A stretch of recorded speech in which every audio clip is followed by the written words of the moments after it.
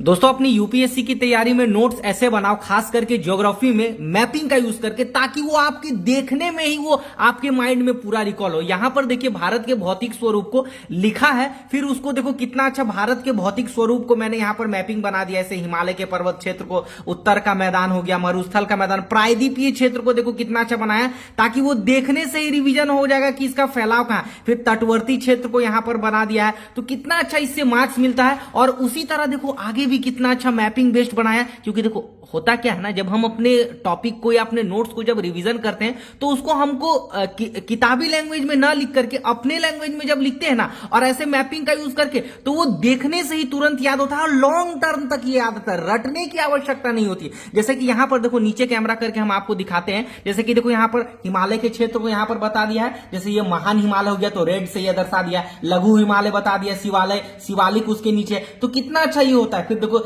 यहां पर काराकोरम, लद्दाख और जास्कर को 3 लाइन में बता करके यहां पर ट्रांस बता दिया कि ये तीनों ट्रांस में पड़ता है, और इसमें कैलाश भी होगा, ठीक है। फिर इसमें केटू पड़ता है, तो कितना अच्छा यहां पर लिख करके और उसको मैपिंग दर्शा दिया। तो ऐसे नोट्स बनाइएगा तो रिवीजन भी बहुत होगा और माइंड में वो अट्रैक्टिव भी होता है। इसीलिए कहते हैं दोस्तों बहुत मेहनत लगता है इस तरीके के नोट्स बनाना, और पढ़ना तो मैं पढ़ लेता हूं, लेकिन उसको नोट्स बनाने में बहुत कंफ्यूजन होता है, मैपिंग बेस्ड आपके लिए बनाने में। तो हिंदी मीडियम से आपके लिए हमेशा से ही हेल्पफुल कंटेंट लेकर के आते ही रहते हैं। तो प्लीज आप चैनल को सब्सक्राइब कर लेना दोस्तों, और इसको शेयर कर देना, लाइक कर देना, क्योंकि आपके इसी सपोर्ट से जो है हमें और भी प्रेरणा मिलती है वीडियो बनाने के लिए। तो आप सब्सक्राइब जरूर कर लेना, बहुत मेहनत लगता है। फिर यहां पर देखो एक चीज मैं बताता हूं, देखो यहां पर हिमालय क्षेत्र को कितना डिटेल बताया।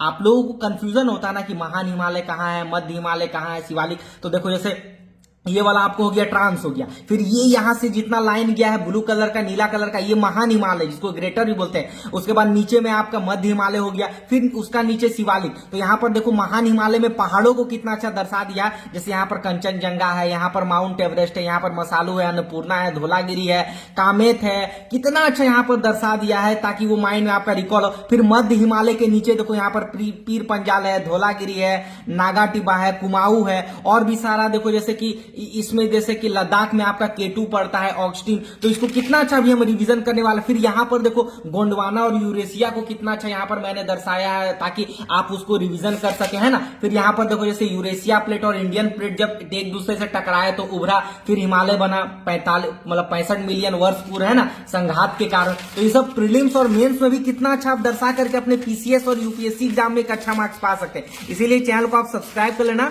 और इसी को आज हम जो है डिस्कस करने वाले हैं आपके समझ, है ना। तो वीडियो पसंद आती है तो इसको शेयर कर लेना। तो चलिए अभी जो है हम इसको आपके सामने इसको रिवीजन करने वाले हैं, ठीक है। तो चलिए अभी यहाँ पर आपको इसको रिवीजन करके हम दिखाते हैं, ठीक है। तो आज का हमारा टॉपिक होने वाला है भारत का भौतिक स्वरूप, है ना। देखो भारत का भौतिक स्वरूप यहां से हम देखने वाले हैं। इसको कितने भागों में बांटे हैं, तो 7 भागों में। जैसे उत्तर का पर्वतीय क्षेत्र, मैदान क्षेत्र हो गया, उत्तर का मैदान जिसको यहां बोलेंगे, प्रायद्वीपीय भाग जिसको हम यहां पर बोलेंगे, और पर्वतीय तो मैंने बता ही दिया, ये यहां से यहां तक लेकर के पर्वतीय हो गया। उत्तर का मैदान यहां से पूरा उत्तर प्रदेश बिहार को ये कवर करता है। फिर प्रायद्वीपीय बता दिया, मरुस्थली भाग आपका यहां पड़ गया, कुछ गुजरात और पूरा राजस्थान, ठीक है। फिर तटवर्ती मैदान आपका हो गया जो यहां से गुजरात से ऐसे एंड होकर के बंगाल तक की जाता है आपका।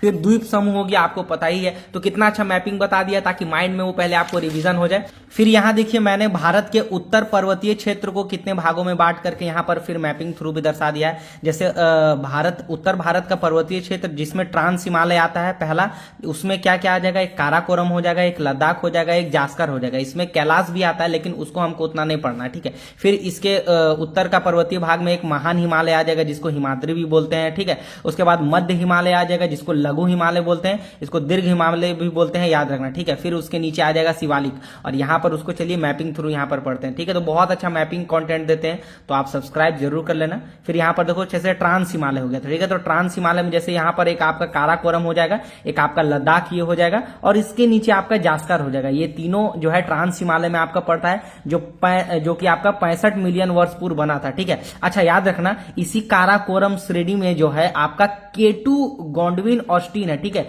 जो है भारत की सबसे ऊंची चोटी है, ठीक है, चोटी पर्वत है। ये 8611 मीटर ऊंचा है, ठीक है, भारत की सबसे ऊंची पर्वत श्रृंखला, ठीक है। और इसी को जो है एक और नाम कहा जाता है गौरी नंदा पर्वत, है ना। तो कितना अच्छा, अगर आपको ये मेंस के टॉपिक में पूछ दिया 3 डॉट दर्शा करके कितना आप उसको दर्शा सकते हैं, ठीक है। और ये काराकोरम भी है, देख के भी पता चल जाएगा, है ना। तो कितना अच्छा देखने से याद होता है। फिर ट्रांस हिमालय के नीचे आपका महान हिमालय पड़ता है, फिर लघु हिमालय, फिर आपका शिवालिक पड़ता है। अच्छा, इस महान हिमालय में याद रखना कंचनजंगा है, ओके।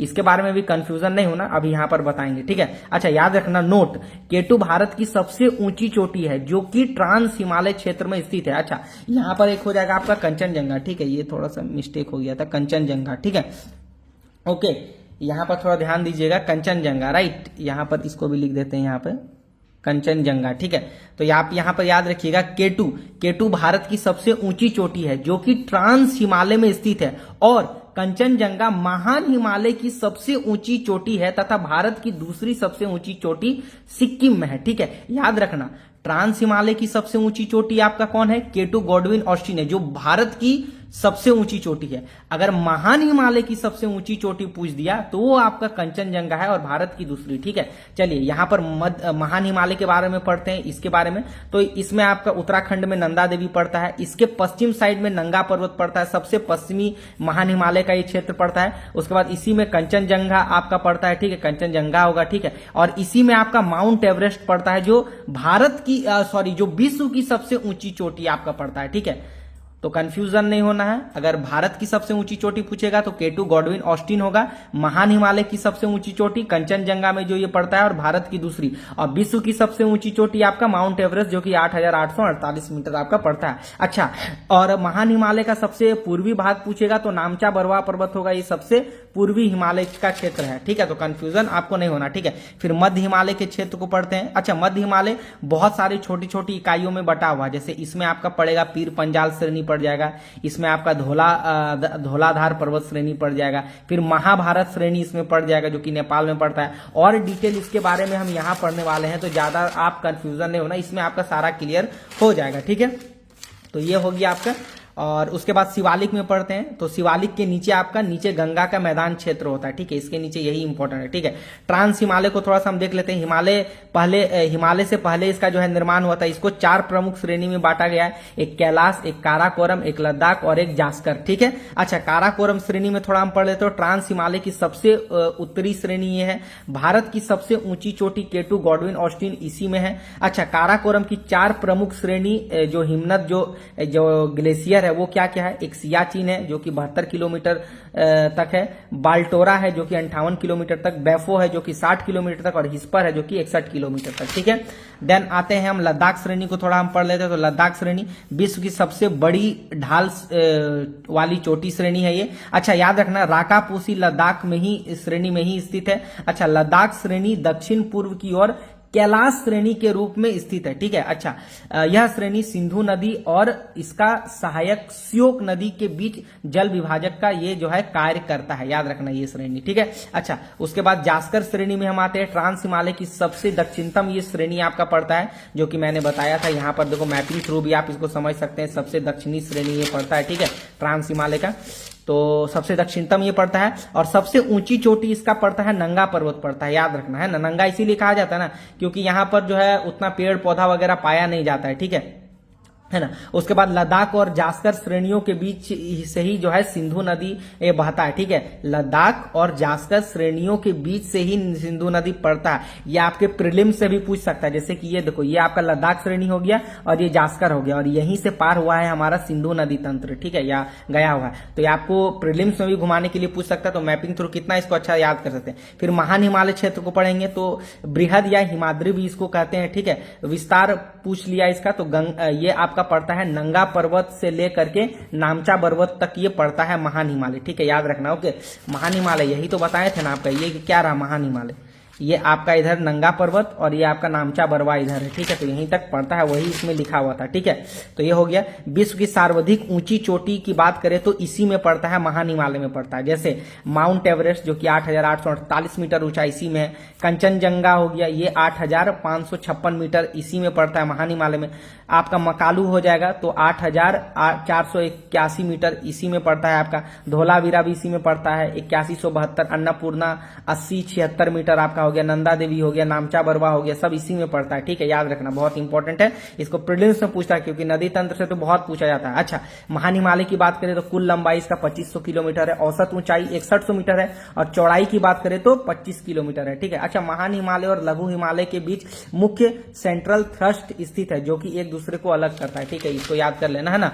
अच्छा, माउंट एवरेस्ट की बात करें तो नेपाल में इसको सागर माथा कहा जाता है, तिब्बत में इसको चोलो लुंगमा कहा जाता है या पर्वतों की रानी कहा जाता है। कुछ इंपॉर्टेंट जो प्रीलिम्स में आप कह सकते हैं उसको मैंने यहाँ पे लिख दिया है जो कि थोड़ा एडवांस लेवल का है ना, जो कि आपका महान हिमालय में पड़ता है क्योंकि इंपॉर्टेंट श्रेणी तो इसी में पड़ता है ना जी हमारा। तो दीर्घ हिमालय को चट्टानों में, दीर्घ हिमालय मतलब महान हिमालय समझना, ठीक है ना।